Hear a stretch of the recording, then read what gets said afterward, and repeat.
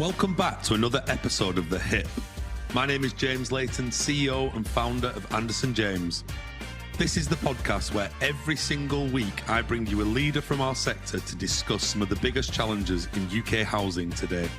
Today on The Hip, I was delighted to be joined by Ruth Dent, Director of Assets and Compliance at Believe, and also Brian Bedford from Regen, Group Sustainability Director. I wanted to bring something different. All the talk around net zero carbon, decarbonisation and retrofit. I wanted to talk about a case study that's been really successful up in the Northeast. Two companies coming together to deliver 1,186 properties, energy efficient, across the Northeast. I thought it'd be a really, really good topic and something that would bring real value to the audience around an actual tangible case study of something that's gone well. I hope you enjoy this episode, and if you do, I'd ask that you like and subscribe. Ruth, Brian, welcome to the podcast. Thank you. I'm excited. 2 for the price of 1 today, which is always a good thing. So I'm excited to unpack all things retrofit. But just as we like to always start off, Ruth, would you mind just giving us a bit of introduction to you and your role and organisation? Thanks. Yeah, absolutely. So I'm Ruth. I'm the Director of Assets at Believe Housing. We're a Durham-based housing association. We've got properties all the way from the sort of midst of Weardale up in the Moors, right across to Seaham. So we're quite long and thin, around 18,000 homes. We're really forward-thinking, really ambitious organisation, but we're still relatively young. And we've come about through 3 landlords we're merging into one. Quite a distinct portfolio. So we've got 3,500 one-bedroom bungalows, predominantly in the pit villages, and also just over 1,000 non-trads. So we've got a lot of challenges ahead of us. And since we're touching on the topic, when we started this journey, we had 2/3 of our homes still at D. So a great big challenge ahead of us to meet those lovely net zero targets. Love that. Thank you. And Brian, just give us an introduction to yourself, mate. Yeah, Brian Bedford. I'm Group Sustainability Director for Regen Group. We're a principal contractor operating in the northeast and northwest now of England. Specialise in domestic retrofit is what my team all look after. But we, as a business, we cover refurbishment work, capital works, new build. We cover a lot of bases. We partner up and work with people like Ruth and housing associations, across the northeast. Very similar sort of traits and values to Believe, and I think that's why we work really well together. So yeah, that's what we do. Everything to do with decarbonisation, retrofit. That's what we get excited about. And perfect. And just to set the scene for the listeners, I wanted to bring some sort of practicality to the podcast in terms of how these partnerships are working around the country, because a lot of talk about retrofit at the moment, not as much action as I think most people would want there to be. But obviously, from a business perspective, Regen have done quite a lot of this in the Northeast. Brian, just give us some stats just to give us an overview of kind of that picture for you as a business. Well, as a business, the stats got released by Desnes a few months back now, and we last wave SHF1 we managed to do 1,600, well over 1,600, 1,100 with Believe, over 1,100. Now that to put that into perspective, that was over 27% of the nation's handovers on time, which we were immensely proud of. But yeah, I think we were. There's a lot of reasons, and we'll go into it no doubt a bit later on as to how we done that and how that was achieved, because it wasn't just us; it was everyone involved in the whole chain, and that there's a big piece of that. And no doubt we'll probably touch on that. Definitely.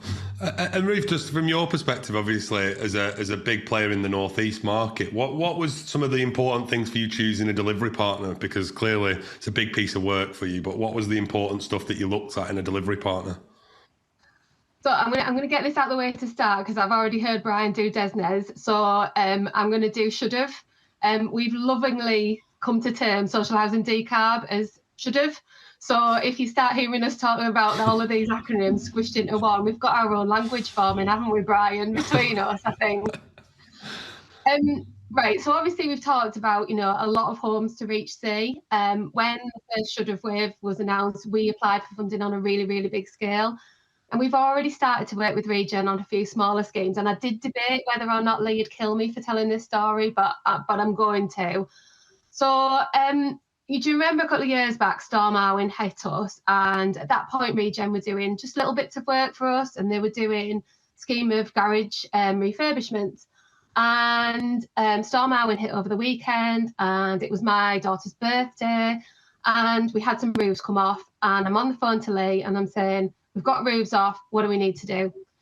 Well, he's straight in his car and he's down there, and I'm literally trying to make this masterpiece birthday cake with the phone to my ear as Lee's down on site, clearing up, making our customers cups of tea, finding places for them to put their antique cars that aren't in these garages that have been destroyed in the storm. And I think it was that really set the scene. Here we are, all people. We're not sending out of hours contractors. We're not sending tradespeople. I'm there, right there, with the CEO of an organisation wanting to make a difference to the people who are actually living through the damage of the storm. And that's huge. So I think, as Brian said, when you get two organisations whose cultures and values are so closely aligned, you can literally do anything. And that's been the point where the partnership's gone through. I really want to touch on procurement, because obviously we did procure properly. Lush support from Prosper Framework. They've been really fabulous in helping us through wave 1 and wave 2. But it was so important to us that with this big scheme ahead of us, we had the right contractor working with us. And along came Regen. I love that. And you've already successfully delivered 1,186 homes. I'm going to get that wrong, Anna, but is that right? No, is that right? Yeah. Good. What does the next phase of the plan look like from your perspective? Beautiful segue in. Our Wave 2 scheme, double the size. If we've done it once, we can do it twice more, right, Brian? That's absolutely. So we're going out again. We've got 2,022 homes in the bid. Big challenge out to Regen because they delivered more than we bid for last year. So what can they turn around this year? But we're not stopping there. So we're also improving our homes as part of everything that we do with Regen. We put solar on every roof we do. Every kitchen that we change over, we take out a gas cooker if there is one present, and we gift the customer a brand new A-rated cooker.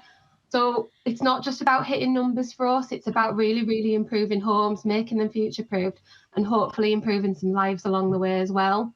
I think as well, probably worth touching on, we are trying to reduce carbon footprints for both businesses. So we look at where we can find solar more locally, where we can find timber that's grown more locally. We've got this thing at Believe, it's one simple value, and it's do the right thing. And I think after that, it's just how you make it work. Yeah, no, it's a really good sentiment. And Brian, from your perspective, how important has that collaboration been between the two businesses in creating a partnership that looks long-lasting? Well, to be blunt, James, it just wouldn't have worked had it been any other way. Retrofit, it's funny retrofit. It's different to regular project management, and I've used this term a couple of times lately, and because it just really sticks out in my mind. I like to think of it as a game of. I used to think it as a minefield. It's not necessarily a minefield. It's a game of snakes and ladders, but without the ladders. You know, at any point, a property can drop back to any given point, and then you need to follow the process all the way through. So I might get someone far more creative to draft that up in a very visual, but that's what it's like. And the reason I mention that is that we need that collaboration. You know, if you think of a traditional tendered approach to a project, the contractor comes on board 50% of the way through the retrofit process. That's too late. It's far too late. You've missed all the opportunity. You've missed all the fallout. You've missed all of the recalculations and all of the industry expertise. You need to be on board together for the entire, and that's not just principal contractor. That's consultants. That's even some of the contractors as well. You know, let's think of the retrofit process and when things can fall out. You could get all the way to PIBI, all the way to knocking on the door and check and see if the measures are correct, and it fall back at that point. So yeah, it requires a total different approach to project management and a total different approach to procurement and everything. I think that's a key. I personally believe that was number one reason as to why it was such a success. Yeah. Amazing. And obviously you mentioned about local, reducing the carbon footprint then, Ruth. What for you has been the important stuff around the local labour, and what's been the impact on the sort of local economy having this partnership, would you say? It's absolutely huge. We're part of Durham Pounds, so that tells us that every single pound we spend with a local contractor goes straight back into the economy. The people that are delivering our work live in and around our estate, so they have that genuine pride in improving the area. And also, like, after a long week at work, they're using local takeaways, or they're buying the materials in the branches where our customers have jobs. It means that the money stays in the area, and that creates more jobs, and it brings more growth. So I don't think it can be underestimated. No, I agree totally. And I think from a regen perspective, I presume it allows you to invest in skills as well, Brian, does it, from a localised perspective as well? It does, yeah. Obviously, 100% local labour on our schemes. That's what we try to achieve. Consultants, materials, everything that Ruth just mentioned there. We genuinely believe it. We care about it, and we've gone on our own journey to net zero as well. So we're reporting on it. Our scope 1, 2, and 3 emissions is something that's out of the forefront of our mind at the minute. So we're incredibly conscious of it, and we're doing everything we can to strive to achieve it. But local labour, training people, upskilling, promotions within the business for the right people, just giving people them level of opportunities to, you don't need to move away. There's plenty of work and there's plenty of opportunity in this region. Let's just keep driving it. Amazing. And obviously, like, I speak to a lot of chief execs around the challenges that they're facing from a retrofit perspective, and everyone's got their own unique, I would say, situation depending on where their stock is at the moment. But that said, obviously there's a big part with the residents around, the costs involved, the works needed, the disruption to their property, etc. Ruth, what's been the sort of general feedback you've had around how that communication's gone and how those tough conversations go down with residents? I think you're absolutely right that we find that there still is a quite significant amount of misunderstanding around what we're trying to do. And again, you are completely right. There is a lot of customers who just say it's going to be too disruptive. They think that we're going to leave them in a mess. It's really important to get that messaging up front. It's really important to know, and we feed back all of this to our customers. So we're getting some really good communications out at the moment, really positive stories. We're using language around, feedback from the actual customer service. So came in, tidied up, lads were lovely. Our customers love that. It gives them that reassurance that it's going to be okay. Times are tough at the moment for everybody. And I think, people are now really wanting us to support them to bring their energy bills down, to make their homes warmer. We actually went out over the summer, we surveyed our entire customer base on, if this was your pot of money, what would you want us to spend it on? And energy efficiency came through absolutely loud and clear. So I think it feels like we're on the right path. We just need to keep that information feeding through. Yeah, and it's still by far the number one topic of any director or chief exec in any housing association.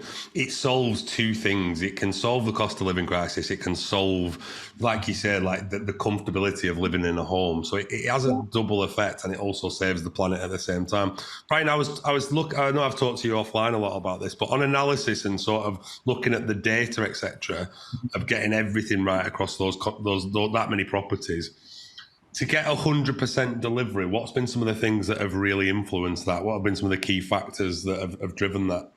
I think early engagement. I know I was speaking to Ruth's colleague, Sam, about this. And I think you guys have done a piece of work with the Royal College of Art. And early engagement is absolutely essential. Now, what that looks like is I think the conclusion was something like 18 months prior to a project beginning. Now, we don't even have 18 months for a project window to deliver the work. So really the messages need to start prior, not just from Believe and not just from the RPs and from the contractors, but from everyone, from central government. We really need to be driving that message home, because one of the biggest obstacles that we have with retrofit, particularly around the tricky bits, particularly around insulation, and particularly around decarbonisation, is customer perception. Your ventilation is a big one. You think something so trivial as door undercuts for cross-floor ventilation wouldn't be an issue, but people are reluctant because they've spent many years trying to eliminate drafts by putting a door snake down and things like taping up, little things like that. It's getting that consistent message out. So getting them consistent messages out prior to us getting to site drives uptake, because people understand why you're doing it. If they understand, they're more susceptible to change, because it is big change. Decarbonisation of heat, which is where we're going, and ultimately the end goal. What we're doing here, with the first few rounds of social housing decarb is prepping everything, getting ready for decarbonisation. So promoting the development, the improvements, promoting the benefits of it, getting people to understand what it means. People will naturally follow the early adopters. We're seeing now in wave 2, people have copied Ruth's approach, and people are going with a total different approach. Wave 1, no one did that. You were absolutely pioneering in your approach and brave in your approach. So people are now following that. So led by example. So it takes these early adopters, these brave people, to make a bit of a change, and everyone else will follow. So that was incredible. A common message, going back to that sort of that government stance. Let's not. I always swear to decarbonisation because I'm an absolute geek. But common messages, promoting things like hydrogen when on the face of it it's a great thing, but when you delve a little bit deeper for domestic heat, it's a non-starter. So getting make them common messages out from central government early doors, and then following that through with the funding mechanisms to be able to deliver it. Yeah, just on that funding mechanism, like how important is this? Everyone's talking about having a housing plan. I mean, that's a more general topic, but how important is certainty in the messaging from government to make sure that this doesn't become a fly-by-night strategy? How important is it that we do generally see some appetite and some stability from the government in their messaging, would you say? I think for me it's massive. On a slightly different topic, we talk about the regulations coming in around compliance. All we want is just to know that things aren't going to change again. We're up for change. We're up for doing things differently. We welcome all of this. We just don't do well with turning things on and off again. And as Brian said, these things take time. They take time to get really running. They take time for people to learn the best ways to do them. So once we've got a really good way of doing it, let's not change it again. Yeah, exactly. And I remember my early career, it was all about Green Deal and it was all about this. And then it turned off really quickly. There's an appetite now because of global warming. There's a load of appetite in society, I think. But I certainly do think that the challenge is too big to turn away from. But it's also difficult if we start turning the tap on and off at will. Yeah. How important and how tough has it been, Ruth, to collate internal data on this? And how much of an impact has damp and mould had on that challenge, would you say? It's absolutely massive, isn't it? It is massive. And I think in terms of this scheme, the data up front, we knew would be huge. The data that we got back end, we knew would be huge. What we hadn't really anticipated was all that stuff that came in the middle. So you're right, damp and mould, obviously one of our top priorities. We're checking every retrofit assessment. We're talking to the guys. Regen have really, really supported us with that. So every person that moves across the doorstep brings back meaningful information in relation to damp and mould. But it isn't just that. It's overcrowding, it's safeguarding, it's unauthorised home improvements where our customers may have thought that they just fancy wiring something in. We've had animal welfare concerns. It's a big thing when you get into 1,186 homes, and actually even more than that, Brian, isn't it? Because we go in and survey some that never make it through. So we've had to put a person in place to manage this, to address it and make sure it doesn't disappear. Because the worst thing is having that data or that information and then not doing anything with it. Yeah, and is that visibility getting better, would you say, as systems and technology improves? Like, are we going to be able to get on top of some of this data stuff long term, do you think? I would like to think so, but I think we are all still playing catch up. And I think, going back to that early adopter thing, some people have really got this nailed, and there is lots of us still working to bring it forward. I actually sat with Regen and showed them our sort of infrastructure that we have at Believe, where you're moving from spreadsheet to system to another system to another system back onto a spreadsheet to then feedback. It has to be smarter than this at some point. It really does. And how important is education of residents, tenants, in terms of the technologies we're going to be using, the how to make the home ambient heated? How important is it that we educate at the same time as going to assess and to do these projects, would you say, Brian? It's going back to that point earlier, isn't it? It's absolutely crucial, James. It's it's everything. It's going to change. It's going to take a big shift. A big shift in perception, in usability, in everything. People are going to need to learn to, again, using analogy, I like to use analogies. Going back to slow cooking, you're a joint of beef. Both of these joints of beef take the same amount of energy to get to be a nice meal at the end of it. But one, you can stick it in your oven and turn it up to 3 kilowatts and blast it for an hour. And the next one, you can put it in your slow cooker and run it at 300 watts. And the benefits of the slow cooker, which is your heat pump, is you get your coefficient of performance, you get your 300% efficiency with it. So it's going to take things like that. It's going to take a shift, a momentum shift. We're at the very start of this transition. There's going to be issues, there's going to be technicalities along the way, but we're at the very, very start, and getting customers bought into it and on the journey with us it's everything. It's absolutely everything. Yeah, and just to get granular for a second, kind of how do you assess a property? Is it fabric first approach? And like, there's all these like sayings and slogans going around, but kind of from a more granular level, what are some of the things we look at, and what have been some of the real success stories of, I don't know, is it solar, is it EWI? What have been some of the real success stories that are quick, efficient, and less disruptive to tenants that you think has worked well in that project? Well, there's a lot of easy wins, isn't there? In retrofit, there's a lot of easy wins. I mean, the one thing that we have to keep in mind is it's only going to get harder. Retrofit at scale is only going to get more difficult because we've spent the last 2 to 3 or 10 years in reality upgrading insulation levels with cavities and lofts and so on and so forth to a point where now they are actually somewhere near compatible with decarbonisation. So it's going to get more difficult, make no mistake about it. We're going to have a different set of challenges next year and different set of challenges on wave 3 should it come about. I know from just early discussions and market engagement pieces for SHDF3, they're already talking about not necessarily being a fabric first approach. Decarbonisation can go ahead, however, there will be minimum standards, and I like that. It's a bit more of a pragmatic approach, So it's going to take a bit of upheaval. It's going to take a little bit of a mindset change, but ultimately we can't get away from the fact that properties need to be at a certain fabric level first before we start, and that's it's pitched at 90 kilowatt hours per metre squared per annum. That needs to improve for us to be a true net zero energy buildings country. We need to be around 45 to 50 kilowatt hours per metre squared, which is, it gets all the more difficult. It's an exponential sort of improvement rate. So we need to keep going. It's going to mean lots of detailing, lots of technical detailing for cavity wall. It's going to mean floor insulation, which is, imagine, it's inherently bad for property. So there's a lot of the tricky stuff coming, but let's one step at a time. We'll get our baseline done. Let's improve the basic things first, then we'll move on, and then we'll keep improving with new set of challenges with every round that comes in.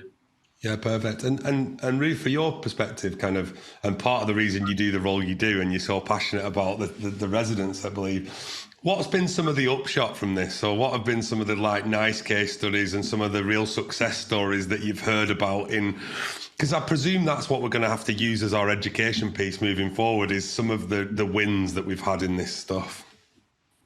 I was actually out last week, really timely. I was out last week meeting some of the customers on the current social housing decarb scheme.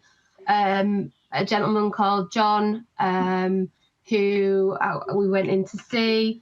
The house was immediately warm. You could feel it. But when you sit down and chat to him, he told me about his wife who passed away 13 years ago. He'd not done anything in his property since then. He'd not felt like he wanted to do anything in his property since then. But we've come in, we've done the cavity wall, we've changed the lighting, we've done some internal work for him. And he said, I'm going to redecorate this now. I'm going to host Christmas. I really want the family round. I want to show off my home now. Yeah. This is the actual difference that it makes. Brian will have heard me talk lots of times before around children's educational attainment. It's proven that children achieve more at school if they live in a warm home. It is real. It isn't just about ticking numbers.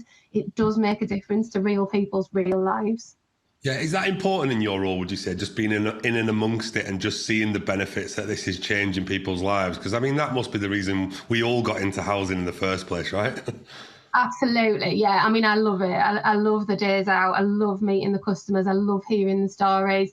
Absolutely. And I think you have to feel it. You have to see it and feel it and touch it for it to become real, because we are busy and we can all get stuck into our spreadsheets and our emails. And I think you do need to go back to, why are we doing this? Why is this so important?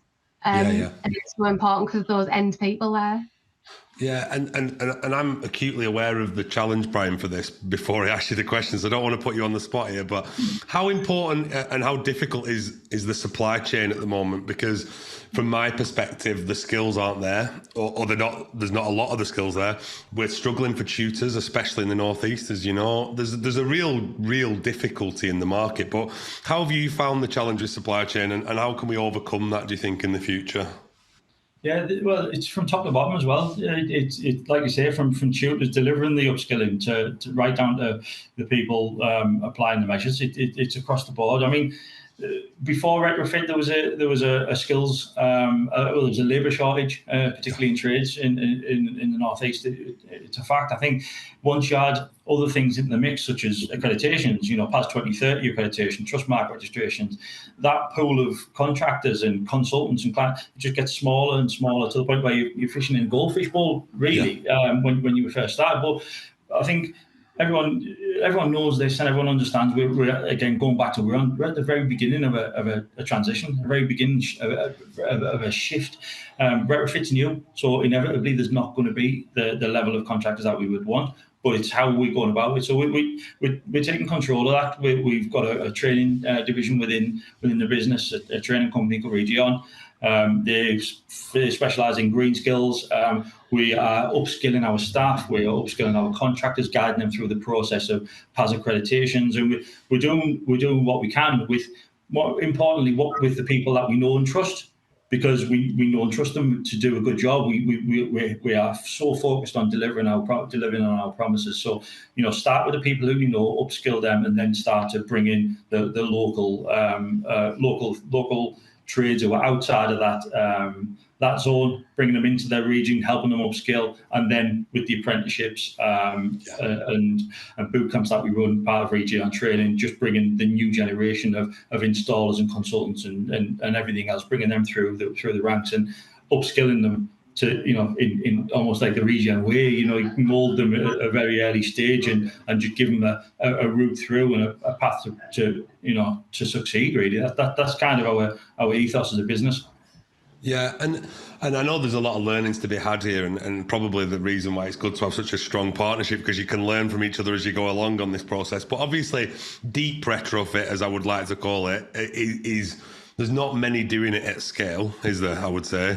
What are some of the what circumstances come into play that will make this tough? Like, what will make the project tougher? Would you say? Like, what are some of the challenges that you face?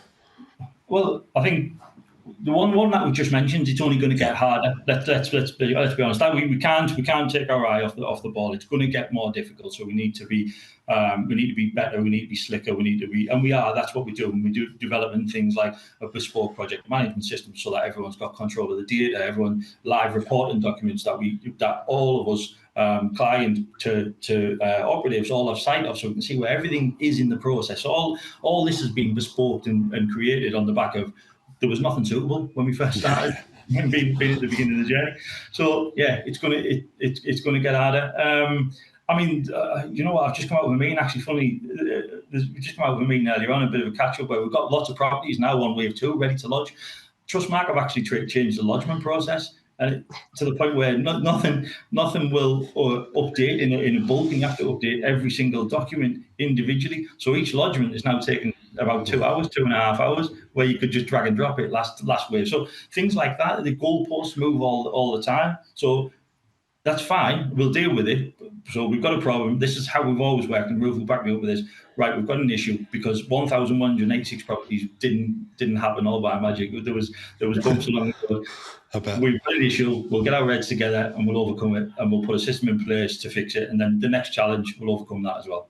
Yeah. How do we tell the rest of the sector? The sector's not competitive, right? Housing associations have got their own little bit of competition going, but actually, how do we make sure that everyone doesn't just fall into the same mistakes that you've already learned on your pro? I know you've been brave, Ruth, to do it first, but as a first adopter, how do we make sure that some of this knowledge is public so that we don't make the same mistakes and everyone else doesn't have to fall down the same pitfalls? I think you're dead right, James. We're not always great at sharing. We do like to be competitive, but I think it can be done. We've been really open and honest with our materials, our letters. We sent postcards to customers because we identified people weren't reading letters.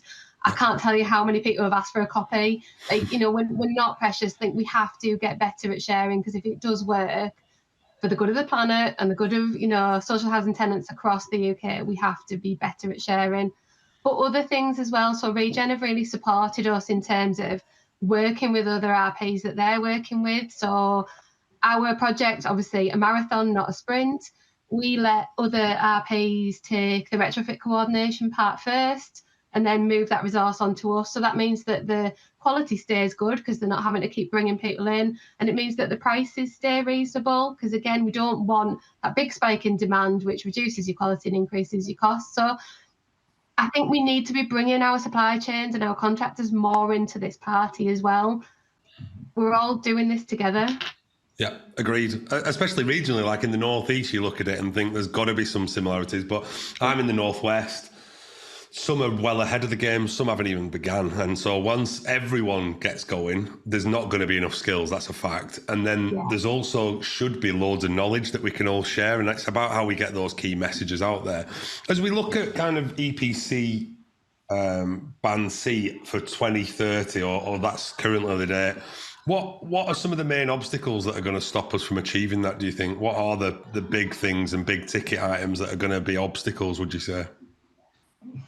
For me, I think it's easy. If we're just focusing on EPC values, then putting PV on every single roof is the easy win. You can get everything to a decent high B or touching it. But is that the right approach?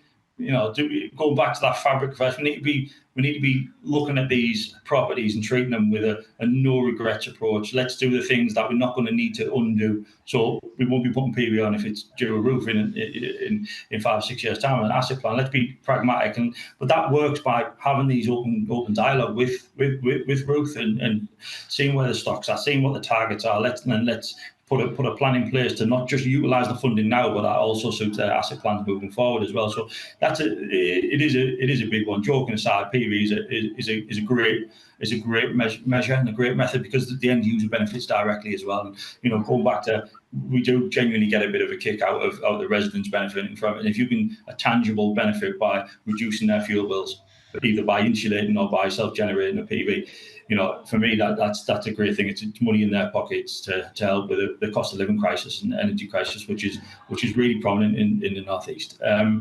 I think EPCs are a good indicator, aren't they? But they're not perfect. I think we need to really focus moving forward, and I do believe it will shift. But we really focus on that heat demand.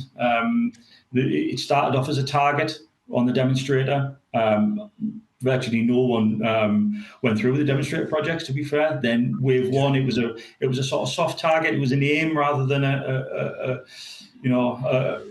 be all and end all. It needs to firm up, and I know that I'm just making a rod for my own back here. It's going to make it even more difficult. But I'm passionate about heat. I'm passionate about decarbonisation. I know the only way we're going to get there, if you look at the Scandinavian countries who have a huge uptake in heat pumps, that's because their heat demand is ridiculously low. You're talking 30 or 40 kilowatt hours per metre squared. They all have 300 mil of PII in between the studs of the timber frame building. So that's where we need to go. We need to really drive down air tightness and heat demand, and that will inevitably have benefits to the but that alone is a monumental challenge. Yeah. What's some of your challenges that come up, Ruth? Same thing, or have you thought of anything different there? It is the same, but it will always be going back to that customer. It will getting those customers on board. When I say customers are telling us loud and clear about energy efficiency, what they want is solar. I think people understand solar. They understand the direct impacts, and we ask them to rank these. How would you? And funnily enough, loft insulation is right down here, but solar's right up here. And I think talking about Brian's point, it's not common language, and we don't talk about things like heat demand. We don't talk about fabric first, and I think we need to be much better at having really open and honest conversations with our customers, sometimes technical conversations with our customers about what these things actually mean and what they do in properties. Yeah. No, I agree. I think how important is it that we're not constantly going back to the same properties as well? Because clearly you could do this by a death by 1,000 cuts, but does the funding support doing all the measures we need to do in one go? Or are we going to likely have to disrupt customers a couple of times through the journey to get to where we actually want to get to long term? I think I'll go first if you don't mind. I think the one thing with the funding is absolutely amazing. It stimulated let's be honest, it stimulated an entire sector. That's what it's doing here. It's a fantastic mechanism. My only, if I'm being really critical though, the only thing that I would criticise is the timescales involved in that, because it naturally, if you've got a deadline of 1,100 properties in 8 months, you need to be realistic with what you can do. If you think of, when you take into account planning restrictions, when you take into account DNO engagement, all them things naturally take time and they eat away at these deadlines. So putting such stringent deadlines on the funding, it holds it back slightly. So I think it's something that I've relayed back to the feeding groups for SHF3, and something that they are looking to address. They're talking about a 3-year window for wave 3. We thought it was going to be a 2-year window for wave 2, and then it was a 40% spend by year 1. So essentially it was 2 1-year projects rather than a 2. So that would be my only slight criticism, but it's not necessarily because it's just a learning. Again, it's one of them things where we've spotted it, we've spotted an issue, we've raised it. Hopefully the government will take it on board and roll it out. Yeah. And Ruth? I totally agree with that. I absolutely agree with that funding issue, and I think one of the things we really need to get better at is it not coming in short windows, and we fed back exactly the same in the consultation. I was going to say no, the funding doesn't allow you to do that whole house approach, but I think I would really encourage organisations to do exactly what we talked about earlier and look at their asset plans. We have this year combined external schemes. So re-roofing, render, footbaths, fencing, all these things in together, and the social housing decarb element. And we're letting social housing decarb drive our investment plan and feeding in underneath. It's tricky. It's really, really tricky, but it's the right thing to do. So, the less disruption, the more uptake you get. Yeah, no, I agree. And as we look to the future, Brian, how important is retrofit and decarbonisation going to be for the UK to hit the bigger target of net zero carbon by 2050? Like, what's the input going to be to that, do you think? Well, it's everything, isn't it? I think first and foremost, stick with that fabric first approach, reducing the demand down, then decarbonisation, self-generation, decarbonisation, hand in hand. The three of them just work so well together. I think the biggest challenge is the scale. If you think 85% of properties in the country have gas heating, that's a fact. That's over 24.5 million homes in the UK still have gas heating, which need to change. We aren't going to fix everything, but let's focus on the things that we have a direct influence of. So as we said before, decarbonisation is coming. We need to get geared up for it. We need to start putting their messages out, start upskilling the people to deliver it. I'm a heating engineer, many years gone by. So again, really, really passionate about this. I probably know 200 heating engineers. I probably count on one hand the amount of people who could design a heat pump system with a 20 or 10 degree delta, low temperature flow of, I don't know, 45, 50 degrees. The skills aren't there. Everyone thinks because you can put 2 pipes together, you can put a heat pump in, and it's a hole in the industry. So we've got some upskilling to do. We've got some new trades to develop. We've got a hell of a lot of engineers to train up. But just the scale of it, even if you just focus on one thing such as decarbonisation, the rollout of heat pumps, that alone is a monumental task. So I think it's important that we just break it down piece by piece, and then tackle the things that we can influence, really. Yeah. And what about we've mentioned and touched on this about the competition element as a bit of a joke, but I suppose, how do you think, Brian, like, we can get more of these messages out. I've had many hours with you talking about this subject, and I think you've probably got as much knowledge in this area as anyone, but how do we collaborate and share better so that people can benefit this and get you involved, especially, or anyone in that matter, at an earlier stage, so you can be involved in the design of this stuff rather than just, this is what we want, we've already agreed all of the metrics? Yeah, it just doesn't work, does it? No. It just doesn't work. Going back to that, getting involved 50% way through the retrofit process is just too late. Think of the snake and ladders with no ladders approach. We need to be involved early on. The contractors, the consultants, everyone as a project team, and then work collaboratively. Going back to I think one of the first points we spoke about, just working as a project team. When we've got something, when we've got an issue, which there will be issues, or we've got a challenge, let everyone pull together, everyone sit around the room and focus as a team on the way through this. I've worked in construction for over 20 years, and social housing for the majority of that.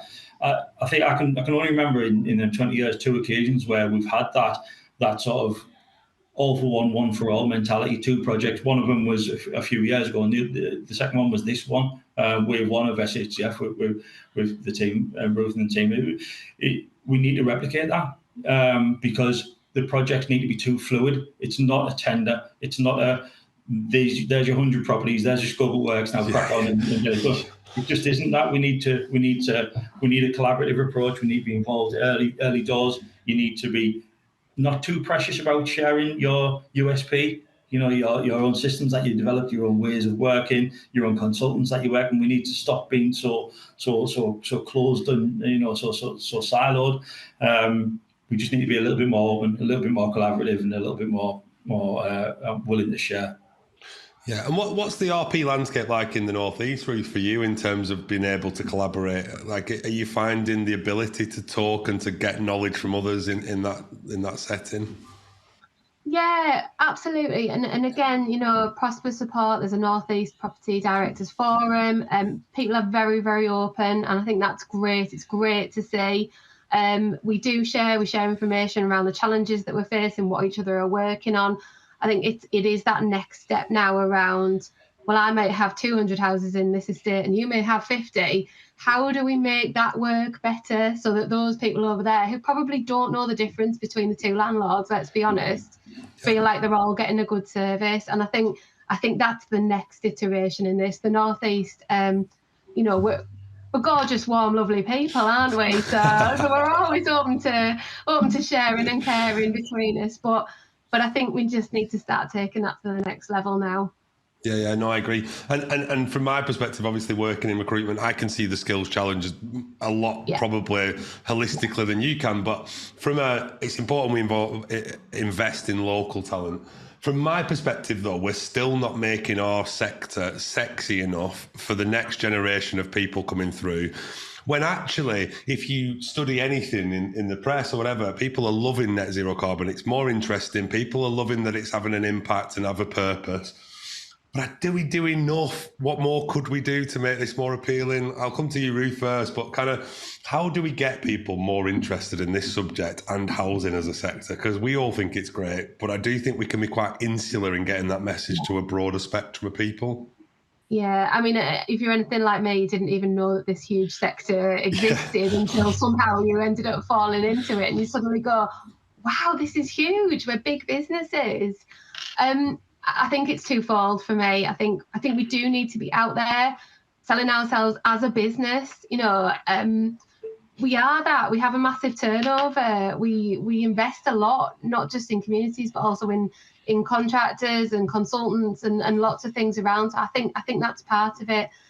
The other one is getting into these schools and colleges and even universities and selling, housing as a sector that you might actually want to be in, because there's lots of opportunities and lots of growth. And, we talk about green skills a lot and construction a lot, but we're going to need data scientists. We're going to need people with analytics skills. We're going to need lots and lots of bright minds to take us on this decarbonisation journey. And I think the more that we can get out there and show what's available, the better.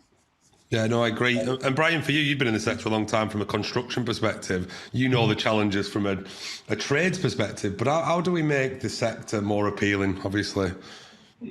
it's all about raising awareness, isn't it? I know when I got involved in engineering, gas engineering, no one really knows what. I didn't know there was no one knew there was a retrofit, a whole arm to retrofit. That obviously came as a bit of a byproduct of what's happening at the minute. But you think of all the opportunities within our sector, all the different opportunities, a massive thing. I do genuinely believe if the young people that are coming through understand and see the level of opportunity, see the level of diversification within the sector, people will be more drawn to it. You're not just a bricklayer. You yourself is a perfect example. I've had 5 or 6 different careers within construction, from an engineering and project management background, and there's loads of opportunity providing you've got the right personal skills. So we need to drive that. I think there's 2 things to it. Really promoting these personal skills, the work ethic, the positive attitude, all them kind of things, the things that you can't teach. That's fundamental, because if you've got that, you can do anything. In our opinion, there's opportunities there for you. But the second thing is letting people know them opportunities. What are they? I think schools have got a big part to play in this, in careers advice. When I was younger, it was virtually non-existent. We didn't know what was there. So there's a big part of that. It starts going back to this early messages. 18 months. It's probably 5 or 6 years. We need to start getting better, sharing this with schools. Schools need to be, in my opinion, targeted on it. Not just the end result of when you leave. What happens 5 years from now? Appreciate that's probably easier said than done, but there's a lot of ways. But I do believe perception and just people understanding the level of opportunity would naturally stimulate interest and growth in the sector. One of the things that Regen and I are quite similar on is recruiting for those personal skills, recruiting for culture and values. Regen have got a rugby player. We've got a dairy farmer. We've brought people in that have no skills or experience in the sector, but really want to learn, and we're supporting them to gain that. And I think that's so important as well, taking those people that want to change careers and supporting them to do it. Yeah, and I was just going to say the same thing about culture. How important do you think, Brian, because you've worked in construction all your life, and the culture of Regen feels different. I'm not plugging this for any reason, but I just think that, I think people coming into school think it's going to be the same as it was 50 years ago, and there's diversity now, there's different types of roles, you don't have to be on the tools, there's loads and loads of different opportunities. But how important is the culture of an organisation to attract people so that it feels more dynamic, it feels more innovative? Yeah, it's 2 things, isn't it? It's attracting them and retaining them as well. We have virtually no turnover of staff, because it's an enjoyable place to work, and we work with enjoyable clients like the team would believe. We genuinely do enjoy coming to work every day. Or it's everything. It's a different feel. I mean, appreciate this is easier said than done, but we've been able to be extremely fluid. We've been able to not have too much red tape, not to have too much governance, which will tie things down. That's just a testament to the guys who set up the business, Lee and Brinsley and the whole board, really. So just having that level of dynamics and fluidity is essential. It's drove a culture. I've never worked at a place where everyone enjoys coming to work. You can not mind going to work. That's a different thing, isn't it? But people where everyone's in early, everyone leaves late, everyone checks out on everyone else to make sure that we're doing okay. Paul comes and brings us our birthday cake and sings us happy birthday and wishes everyone good morning. And it's little things like that. Little things like that make a huge difference. People don't appreciate how much of an influence it has on people. But it's everything. It's been fundamental to our success. We wouldn't be anywhere near in a position where we are at this moment in time without that positive culture. But that also translates, right? So I run a business, and if my staff are happy, generally my customers get a 10 times better experience. That's a fact. It's obvious. But I don't think until recently we've invested in culture as much as, as an organisation and as a sector. And now we have. Tenant engagement's gone up, or staff engagement's gone up, turnover's gone down. The benefits of creating the right culture for people to thrive is probably the most important thing I think there can be. As we wrap up, one last thing I just wanted to finish on, because I think it's important, and I don't think everyone's got the knowledge they need on this, but what impact do you think SHDF3 will have in that phase, and what sort of more can the government do, for your opinion, to finish off, to just really drive this forward now? Because we are at a really good point with it. It feels it just needs a kick in the right direction and we'll be on our way. First and foremost, going back to the message, so giving people tangible targets, realistic targets, timescales, allowing a little bit more flexibility is what they could do. The money and everything else that they do in the reporting mechanisms we're fine with. It's the timescales involved. If I was to ask of anything more, it would be just give us a bit more time to be able to deliver this retrofit scale. Bearing in mind, as we've said, it's only going to get more difficult as we go into more intrusive measures and decarbonisation. So that's what I would ask for. But we're on the right path. We're doing the right things. We're doing it in the right way. Insulate, then generate, then decarbonise. They're our fundamental 3 steps, which I'm incredibly passionate about. I genuinely believe in them. So fabric first, then do some self-generation, and then we roll out decarbonisation. I think just keeping that consistent message from every direction, keeping that consistent message, providing mechanisms to fund it, and then allowing the time to be able to implement it. That's kind of how I would like SHDF3 to pan out. Amazing. Ruth? I think I absolutely agree. I absolutely agree with all of that. I think that is completely what we need. I think we just need that consistency. We need to know it's coming, and then we can start gearing up for the fact it's coming. I won't pin the government down to exactly when, but I think as long as we know that we're definitely going to get it, we can start putting things in place. You need to build it into your asset plans. You need to do all of those kinds of things. And I think it is about that listening. I've been to a lot of roundtables, a lot of consultation events. It's great that the government is listening to us. It's great that they want that feedback from us. It is now just putting those bits into place around what we're really asking for and what they can do about it. Amazing. I mean, what a great episode. I'm sure everyone's going to get loads and loads of insights out of that. But the one thing for me that I'm going to take away from this is I'm going to use my platform more to show some of these case studies, because one thing that there's a myth of is this contractor and client relationship that's always fragile and always about who's winning. And I think we've proven today that actually, like, both parties can win and both can collaborate to get to the right solution for ultimately the most important part in this process, which is the tenant, and give them a healthy, happy, warm home that they can flourish in. So really appreciate both of your time, and thank you for coming on The Hip. Thank you for having us. Thank you very much. Thank you for listening to another episode of The Hip. If you'd like to hear more from us, please be sure to follow us on your favourite podcast platform. We are also running a 30-minute clinic free of charge to any clients that want to recruit in a more inclusive way. For more information, please reach out to us on our website, andersonjames.com.